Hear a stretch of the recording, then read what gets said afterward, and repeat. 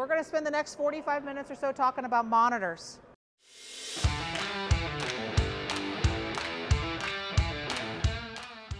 This is a SeedStar 4 planter. This is a Gen 4 monitor.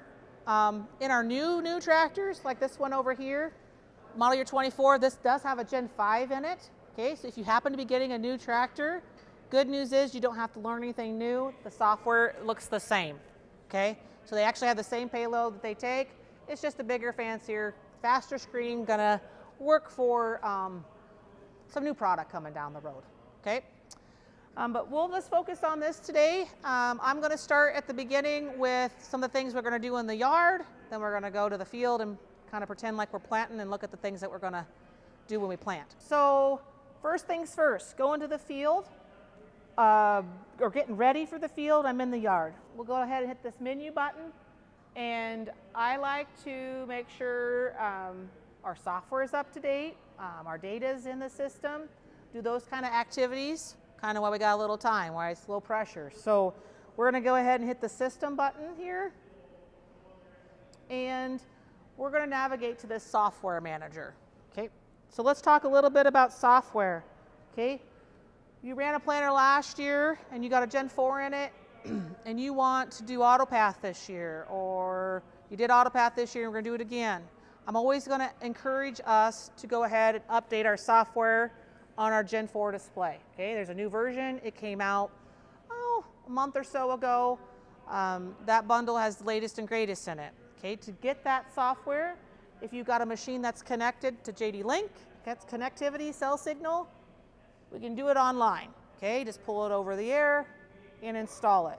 Okay, there's also the ability to go get the software with a USB stick on the Stellar Support website. Okay, we can help you too if you want us to come out. If we're doing software updates for this monitor, I'm also going to tell you if your planter is a year or two old and we go put the latest software on this monitor, it's going to be the best practice to have this planter software upgraded as well. Okay? So if you want to use the best of the best here and all those features that this offers, I want you to update your planter. Okay? John Deere's pretty specific on software groups, so year in, year out, like this build of planter. So if I got a model year 22 planter, it was designed for basically the software on this display back in model year 22. Okay, so if you do nothing for 2 years, fine, because nothing's changed, leave it alone.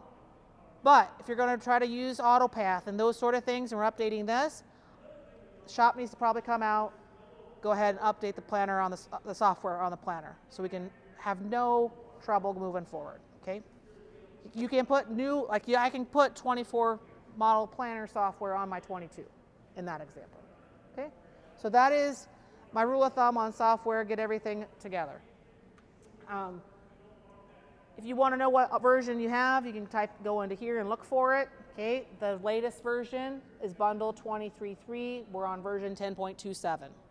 Okay, you can also, whoops, I backed out too far.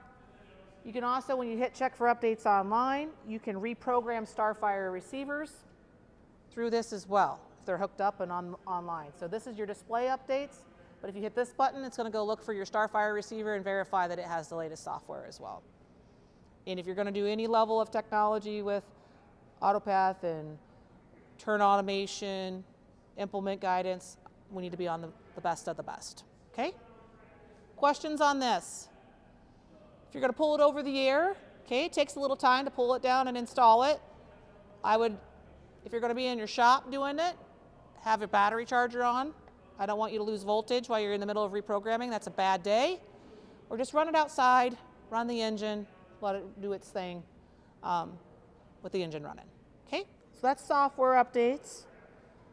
Next thing we probably start thinking about, you haven't been in the OpCenter station, but if you're going to send data to your machine, okay, the data flows in under the file manager. Okay, we're going to come here to the file manager. There's a couple ways data can come in. Okay, if you do a setup file creator and you're pushing like a batch load of a setup file, you're going to import it through the file manager. Right here under, you do it over the air, okay, because you have JD Link, you're going to pull it right here. If you have it on a stick, you're going to have to come and get it right here. Okay, that's how you get that data in. I'm going to recommend if you're running Gen 4 there's a new feature in OpCenter. It's not real new, but it's been around for a couple years, called Work Planner. You can go in and kind of group plan like your cornfields and what varieties you might want, or you don't have to include varieties, but you can just do a group plan for some scripts or some boundaries or some A/B lines. If you plan it with a work plan tool, it auto imports. You don't have to do this step, okay? So it saves you a step in the cab, okay? But if we need to do this, this is where you'll find it under the file manager. Not a bad idea to click on OpCenter and make sure everything is active and green here, okay? If it's not, if you're going to do AutoPath and you want the data, the planting data, to come back to the OpCenter for the sprayer to use later, the combine to use later, if it's red, it's broken. That ain't going to work. We need to verify this works. You can tap into this and then go ahead and just look through the checklist on what might be wrong.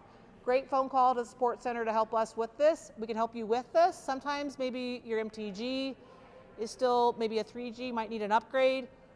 Sometimes it's as simple as you just need to log into your OpCenter and maybe check a box, accept some terms and conditions potentially, and this will sync up for you, okay? So make sure that's good to go. Last thing in this app I'll talk about is the advanced settings. This button is our advanced settings button. Last thing I'll talk about here is there's ability to do a reset here, okay? If you are like been moving a 4640 around for a couple seasons, combines to planter, and it's getting full of data, or if you had any trouble, okay, with your monitor, this is where we reset them. Understand to reset, if you hit this button, I mean, it's going to give you a big old warning, hey, you're going to lose everything, okay? So if everything's not backed up to the OpCenter, make sure you push it or put a stick in, retrieve it, so you can get it to the OpCenter before we do that. One of the first two things we do when you have monitor troubles is this reset. From a diagnostics perspective, is this reset and your software updates, right? So if we're trying to do something and it's being naughty, right, you got a bad day, well, these are things we do. So that's why I talk about them pre-season. Questions on this? I mean, yes, if you're comfortable with your data and you want to reset it every season, I would recommend it, yes. It's good practice. Yep. The only crappy part about it is your layouts. So if you have really nice page layouts, you can put a stick. That's right. Yep. You can put your layouts on a stick and then push them back in later. Yep. That's the only thing that doesn't really transfer to the OpCenter or anything. But like if you got really nice shortcut bars and layouts and stuff, that does get lost. Okay. All right, so let's talk about layouts. So next thing, since I've got some time in the cab, I use a lot of the default pages that come with these SeedStar planners. I'm happy with what they give us. But I like to really kind of supercharge my shortcut bar and make it work for me. So the next thing I'll show you is this is how I would lay mine out. I would make sure we always have the setup button in the lower left-hand corner. That is there by default, but that's where I go to switch every farm field. So what I'm farming, I'm going to change my field here, change my variety here. The next three are my auto track or my work status, auto track status, section control status. When you're in the field planting, those all should be green, right? I'm on my line, I'm planting because it's recording, right? I got section controls on, okay? This is also a master on-off switch for section control. I mess up, I gotta stop, back up, redo that when I ignore my coverage, make sure I have no gaps. That's how I enable and re-enable section control. Really nice to have those on your shortcut bar. The next thing I do is I don't mess around trying to find my guidance page. I just put a shortcut on the bottom. So anytime I want to switch a line, I'm gonna pop in here, change my line, pop out, done. If you're using turn automation, I usually put a shortcut here. So this is if you're going to set up a sequence, pull in a boundary to do automated turns. I like to have that on the bottom. Okay, that's a feature of the automation package, which you have if you have AutoPath, so something to try. And then sharing, if you're going to have more than one planter in the field, and we need to make sure that the status is good between those two, and we're sharing, they're both in the same group. That button is nice to have there. If your fertilizer is running on a rate controller, I always include the ISO button because this is the fastest way for me to get to my rate controller. Okay, if you use exact rate, it's more integrated. It's in a page here on your screen. But if you need to change something with your rate controller, that's why I put the ISO VT button here. And then lastly, my SeedStar app. I need to have my SeedStar app on the bottom of the page. This is the button I will use to get in and out of my field, right? Frame control is here. I can power my system here, set my vacuum here, fill my meters here, one button press, everything I need to do to get my planter ready to plant, all in one button, okay? So while I'm talking about this a little bit, in this app here, I'll just kind of go through it real quick. When I get to the field, if I want to change rates, that's going to happen right here, unless we're using a script. I'll show you that in a minute. Crop changeover or changing crops, okay, you're going to change it under the work setup button, but when you do, if you forget, you can come back and get there to change it to beans, and that should switch your seed discs. But just always kind of confirm that I'm in corn, I'm using a 32 cell bowl. I'm in beans, I'm using a 64 cell bowl, that's accurate. If you ever need to switch out alarms or fine tune alarms, they're going to be right here. If you want to change something there, I leave the defaults. I let Deere kind of tell us what we want there. Rates, if you need to add a rate, just tap the box. You're going to, so I can't select 3 because there's nothing in it. If you want it, you're going to have to choose it. Uncheck the disable box. So by default, they're not on. So uncheck it, then load a rate in, and that will be available. Okay, so if I wanted to do, it's all in kiloseeds these days. That's latest software as well. So that's how you can add a rate. Yeah, I'll talk about how we do that. So if you have the questions on prescriptions, how do I load my scripts? You can kind of almost do it 2 ways. You could do it right here and swap it out, because this really just links you over. We'll see the shortcut. See where it's going to take me back to? Maybe. Takes me back to that work setup button, right? So I skipped this step because I was in the SeedStar app. But so when you're starting your field, okay, you're going to come to your work setup button, swap out your client farm field, okay? And then you're probably going to punch in a variety, okay? When you're punching in your variety, this is where you can choose that script. Of course, if you're on the old one yet, maybe you've did a batch load of scripts from your agronomist, so they're all in here kind of individually. You'll come down. If you're going to use a flat rate, you choose controller rate. If you want to go find your script, you're going to choose the RX button, and then you'll drop this down, and then of course, you're going to have a whole list of them here, okay? Pick the one you want, and preview it. I'm going to call out, most scripts do not have an out-of-bound rate. Make sure you add it, okay? If there's any discrepancy at all with your boundary and the script boundary, right, or the real field and the script boundary, it's not going to plant, so make sure you get that adjusted, that out of zone rate. Okay, it's pretty simple. You want to put a flat rate in there, you can. That one's still in thousands. I don't get it, right? Kiloseeds in thousands. But we'll hit OK.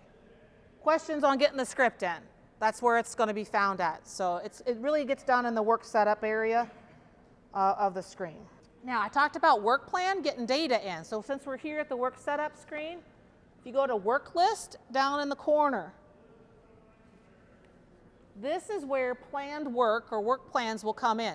So if you shoot over, you got 10 cornfields, those 10 plans will be listed in here. When you drive to that field, if there's a boundary in that work plan, it's going to put it at the top. You just grab it, say OK. When you do that, it's going to, because everything that was in that plan is going to load up, okay? One press. It should all, you don't have to come under here and swap these things, right? It's going to load. So there was a script in the work plan. There was a variety in that work plan. On the guidance side of things, the lines that are associated with that field would come in, boundaries would come in with that work plan, okay?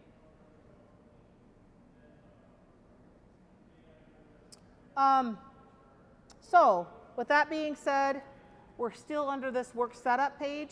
We're in, boy, oh boy, we're in that work setup page. I need to call your attention to the equipment area here because we're still talking pre-season, right? We're in the yard. This needs to be addressed, especially if this is your first year adding an implement receiver for AutoPath or implement guidance, okay? So you get some harnessing. That harnessing's laying on the table. You hook it all up. You get the mast mounted up. We've got to do some measuring, and we've got to do some adding to the implement profile to get this to work.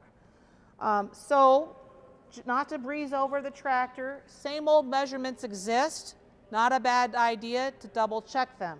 GPS offsets on a tractor need to be accurate, measured.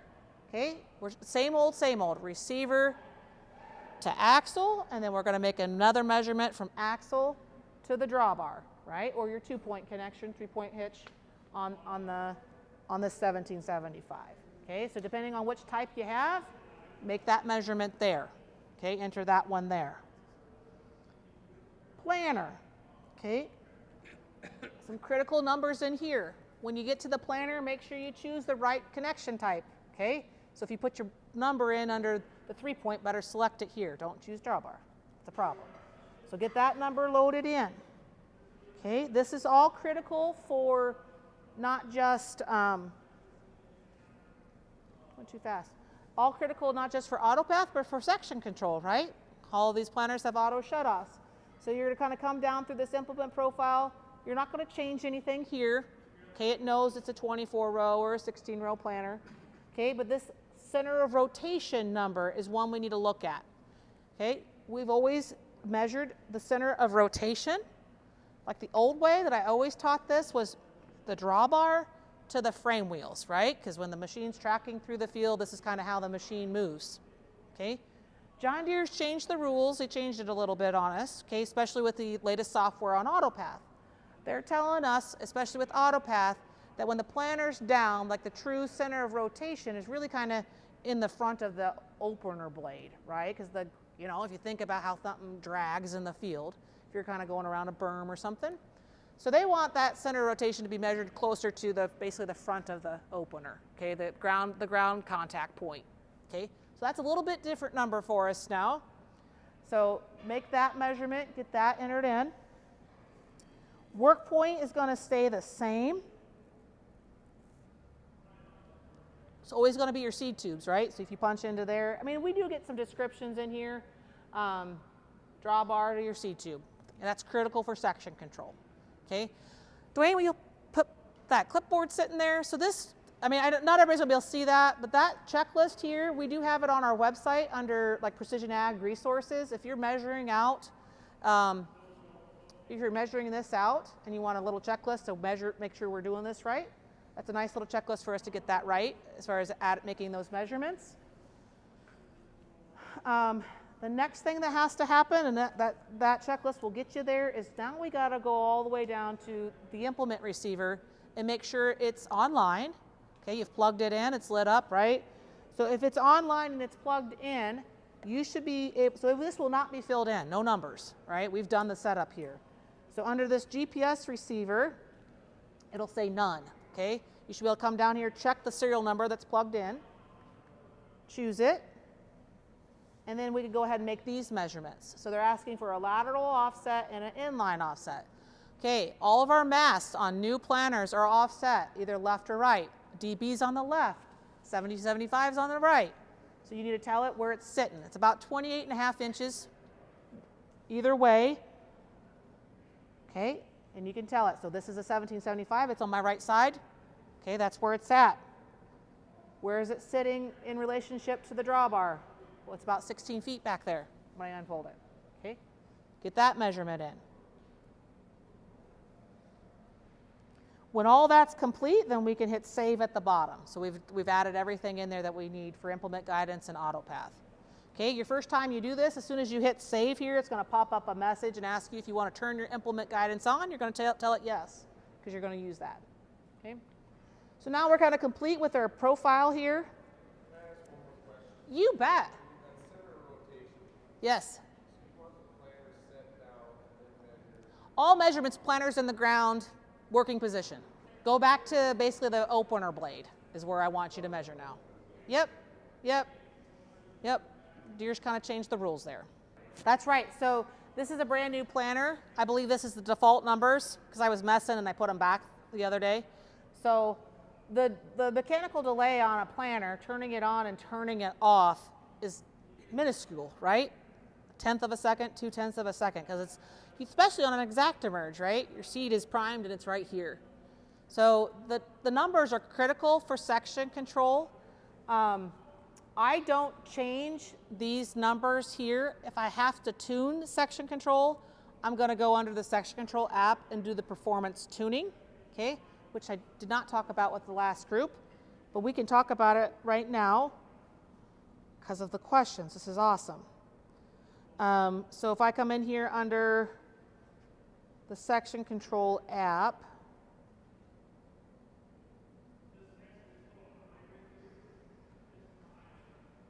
okay, this is where I tune at, performance tuning. It talks about skips and overlaps. And then, so you talked about speed. The beginning of your statement or your question was speed. How does this work? So when we tune, we don't have to guess like on and off times anymore, right? We tune based off of distance and speed. The display does the math. And you're actually adjusting those mechanical delays. When you get done with this, those mechanical delays will change. But if you get to the field and we do have just a little bit of a skip entering the headland, right? So we're turning off, entering the headland, and we have a little bit of a skip. You can tell it, hey, I got a foot skip, and I was driving 5. And the one thing that I could give you as a tip for this is we all are mostly running some sort of automated transmission, either an IVT, Command Pro, an E23. You can set speeds, right? And return to that speed every time. And for consistency on this, you find a speed you're going to return to on that transmission when you're planting, and the speed you're going to return to every time when you plant. The more consistent you are there setting up that transmission, the better this is going to be. You know, we're not always kind of, don't mess with your throttle, don't mess with your thumb wheel. Use your 1 and your 2, turn on 1, plant on 2, okay? That will drive better, better performance here. Okay. Does that help answer your question? Oh, yeah. Oh, there's always checking. I don't trust this stuff. Yep. Yep. I would always check. So, and one thing you can do is if you got good measurements in there and for some reason it's still giving you a skip, you can, so let's just pretend here, I still have a foot and I was driving 5 for my turn. The next step, okay, if I'm still getting a skip, you can say, hey, no, I want an overlap. This is the way you cheat it, right? I want an overlap. And I want to overlap it. I want to overlap it a foot because that's my trub, or it's in inches, I guess. So 12. Whoops, not 112. 12. Did it again. You're getting the idea here, right?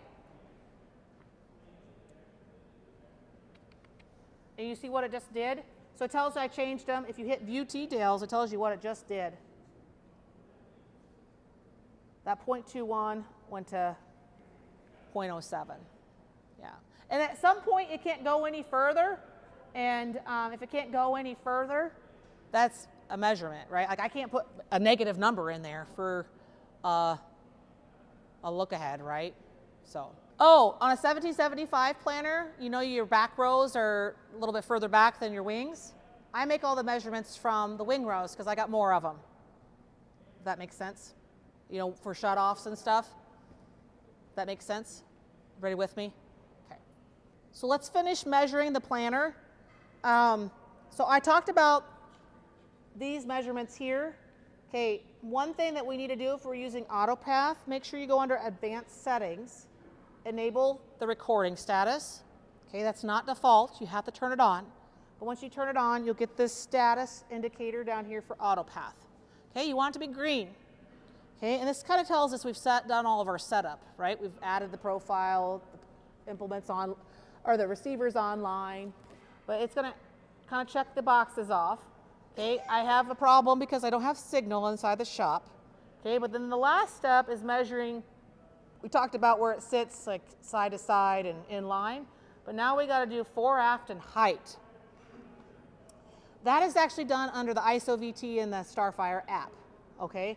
So the best way to get there is just use this shortcut key, and then that worksheet has a couple extra measurements. Those measurements that you make for fore-aft and for height. So once again, planter down, receiver height where the green and yellow meet, okay, off the ground. Punch that in on the planter, and then go ahead and we're going to have to enter a fore-aft. The fore-aft measurement is essentially how is that receiver sitting in front of the center of rotation, or is it sitting in the back? All of our planters are sitting in front of it, right? But there's some strip till rigs and stuff where that measurement gets back here, right? The receiver's behind your center of rotation. So it's basically the difference of the two, right? My implement receiver position and my center of rotation. Or if you just want to pull a tape, but that's kind of a good way to check yourself, right? Is if the difference of those two, if it's 60 inches or 48, that's where the fore-aft should. So there's some details here, right? So if you need help, contact OpCenter, contact the shop. It might be worth a service call, because this is going to be what dictates the rest of your season for your sprayer and your combine to follow, right? Got one chance. So compatibility-wise, we prefer 7s on the machines or 6s or 7s on the planters. 3000s cause trouble. They're great receivers yet. Just put them on a tillage tractor if you can. SF3 RTK up here. This machine can have, the implement can be SF1. They're going to share signal, and it's going to have the best accuracy as what's up front. Okay.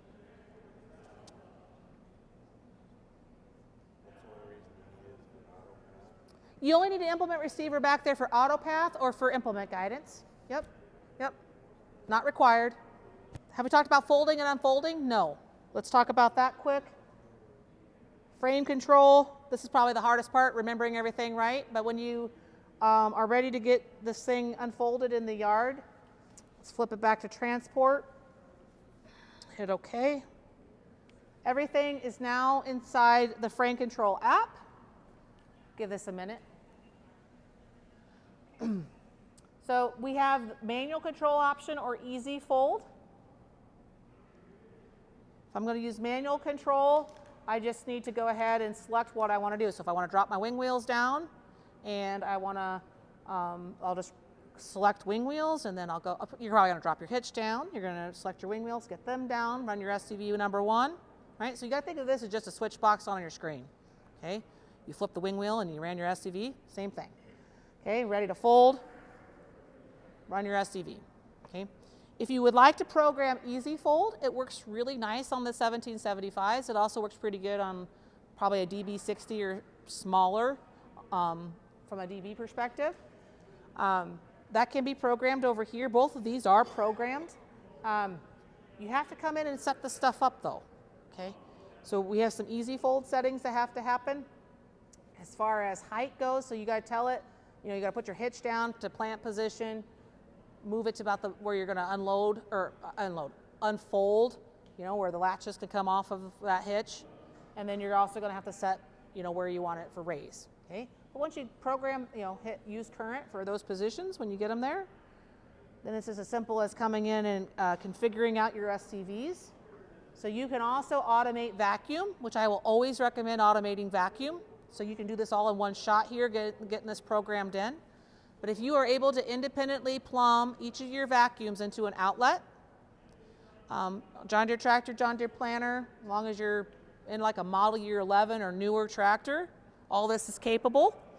But it will allow you then to just set a target vacuum, right? Instead of you messing with how much flow I need today or in the morning versus the afternoon to get my vacuum pressure where I want, you just say, hey, I need 18 or I need 22 pounds vacuum. Okay? So to configure that, you need to switch it from manual to automated. Hit next. Go ahead and tell it how the planter is plumbed. Okay, what you got in what outlet. So SCV 1 and 2 are my frame and my markers. 3 and 4 are my vacuums. It's going to give you some recommendations on flow before we put this thing into auto mode. Okay, put your SCVs on 7, put everything else on 10. Okay, full flow for raise lower, all that fun stuff. When it hits next, it's going to prompt you to basically save and cycle power. Okay, so you'll have to key on, key off. I'm not going to do that part, it's already been done. But when it's all done, when I return and go into my hydraulics app, you will see auto on the bottom of all your hydraulics. Okay, that means you've configured that automation for vacuum for EasyFold. Okay, you can still run things manually as far as the EasyFold goes, but if you want it to work, this has to be all configured and set into auto. So if this doesn't happen, we got a problem. Maybe we got a software mismatch, maybe we got an activation on a tractor that's missing. Those are things that happen. We can help you with that, but that's how you know it was successful. Let's talk about running the planter. So we talked about folding and unfolding, setting up EasyFold. So running the planter. So I'm in my SeedStar app. There's this planter details page. This is where I typically go to. There's 3 or 4 pages that are defaults. This planter also has fertilizer. Where's it at?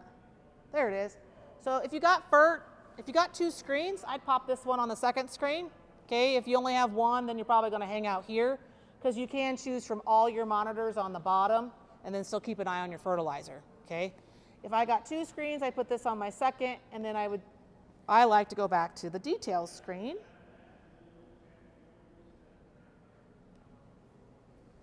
Because this way I can always keep an eye on population, and then I can mess with my downforce and then my row cleaners and everything else up top. Exact rate fertilizer, we got some of that in the crowd right now? Yes, okay, I forgot last session to talk about it, so let's just talk about that quick. Pretty straightforward. This system, this is going to be basically your performance, if it's on or off, your section control. If you have any issue with a nozzle, it's going to light up red right here. Okay. Changing rates, setting rates over here on this side. Master on off for your pump. It's tied into the guys tell you it's tied into your Power Beyond circuit, right? So just turn it on. It's always going to be there. Of course, status, right? Once we turn this pump on and we go into non-coverage, it should start spraying, right? It should start be green and on. Okay. So that's kind of what you're looking at here. If you go into these a little deeper, this is how you can refill your tank. Okay, so I just filled up to 400 gallons. If you tap a little lower down here, it'll dive into the section app a little bit. Like, so if you want to turn something off and troubleshoot something, just work on a certain row. Of course, you got the keypad in the back to do some of that too. And then over here on the rate side, so these are all shortcuts into the app, so that's super nice. Otherwise, you have to go find the app under machine information. But over here, you can, configure different rates, pull a script in for your starter if you so desire. If we just need to put some pressure into the system and want to go into like a manual mode and put 30 PSI and work on getting some air out, okay? There are valves on the ends of that system now where we can pop them up, obviously prime your pump first, get product pushed out, and then you talk about priming those systems over there in the walk around. There's some valves on the end to open up to try to get those things. So you might want to run it in manual mode with some water to get all that primed up. Okay. There's also a rinse tank option on these new ones. You can get to that and rinse it as well. There's another app. So those apps, they sit in here. They're kind of mixed up with the machine apps. But exact rate app, the rinse system app, of course the liquid system, and the tank. So you have access to all 3 of them from those shortcuts. To get to the rinse system, you'll find that here. Okay.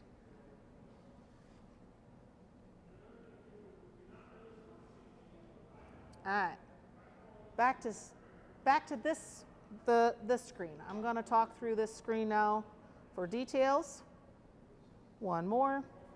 Honestly, guys, I honestly start hiding some of these screens too. If I'm only going to look at this one, I start taking these out of my run pages. Less is more to me. I just want to scroll twice. But planter details, looks like I forgot to go to plant mode. Do that. I'm ready to go put my planter down and go plant. I always keep population on the bottom. That's probably the first thing you're going to look at, right? Is everything planting. Okay, so I keep that one right there. And then you have the option to kind of toggle through all the different monitors on the top. That's why I like putting this one here. So right away, you might come in here and just verify your row cleaners or where you want them.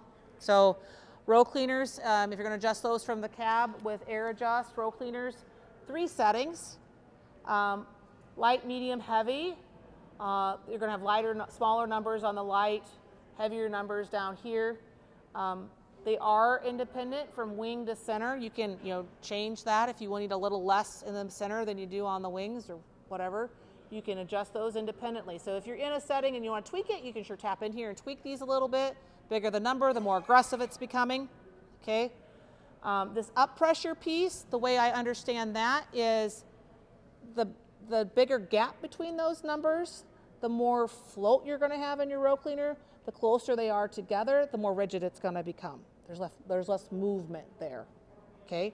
So if you want your row cleaner to be more rigid, you're going to take this down to 20 or closer to the 10, right? Right now we got plenty of load if we need it, okay? So that's kind of how those work. Once you get those dialed in, we're probably going to start focusing on trusting the planner's planning. We're going to focus on probably downforce, right? Getting that dialed in, all right? Once we're looking at downforce here, the way I look at this screen is it's a double monitor. I'm probably going to start, it's like a triple monitor actually. You see what I did? You got margin on the top, and then you both have ground contact and an actual pounds of downforce on the bottom.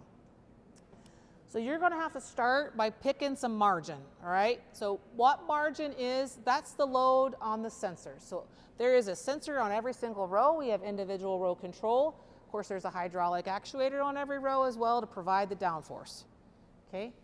Margin is what you want the sensor to see, okay? In general, the more margin we're using, the more downforce you're going to use, okay? We're going to create more downforce, okay? Because that's the more load you're putting on the sensor. Good place to start with a high-speed planter, north of 100, 130, especially if you got kind of conventional till or you're tilling spring and fall. If you are less tillage than that, you might need a little bit more, okay? This is all kind of relative to how much moisture you have in your field as well, right? So if you have a lot of moisture, this number might be a little less because it doesn't take as much down pressure to firm up sidewalls. Our end goal here is we're going to have to get out of the cab and look at the condition of the seed trench. And at the end of the day, that seed trench needs to be firm enough that every time my seed is at the bottom. Okay? You do not have enough if the seed is not at the bottom, right? Of course, we all kind of understand what too much looks like.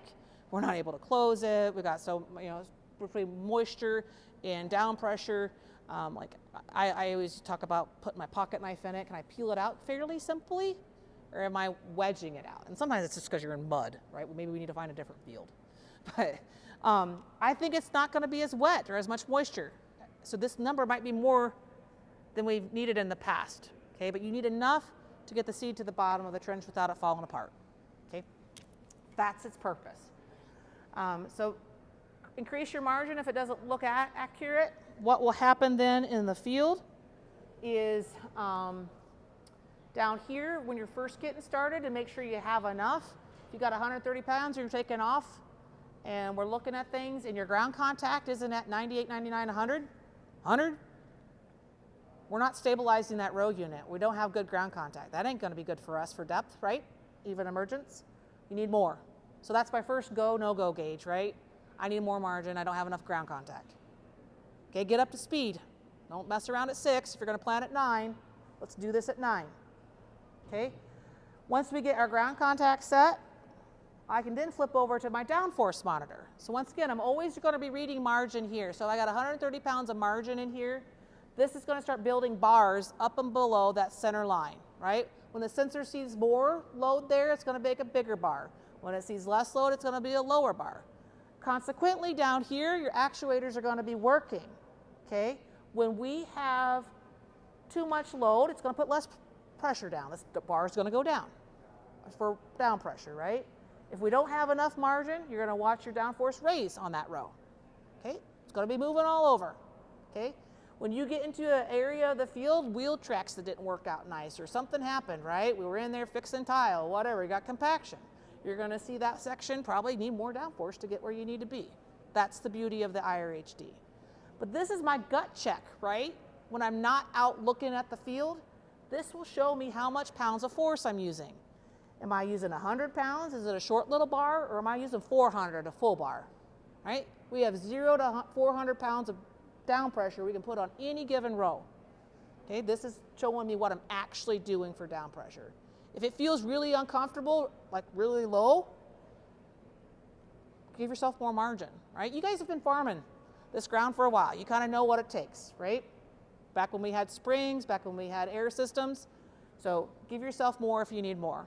If it feels really high, maybe go treble check and bring her down. No reason for more wear and tear. We had a quick question on turn automation. Questions on the SeedStar piece? All right, I'm going to bring you to the turn automation piece here quick.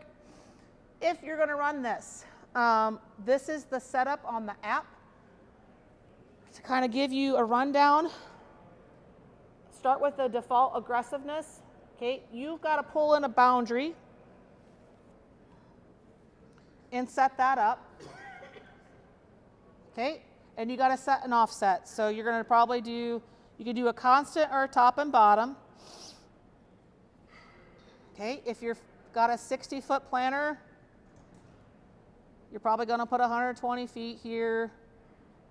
And you can do this constantly too. Okay, so you can change your heading. So if you're going east-west,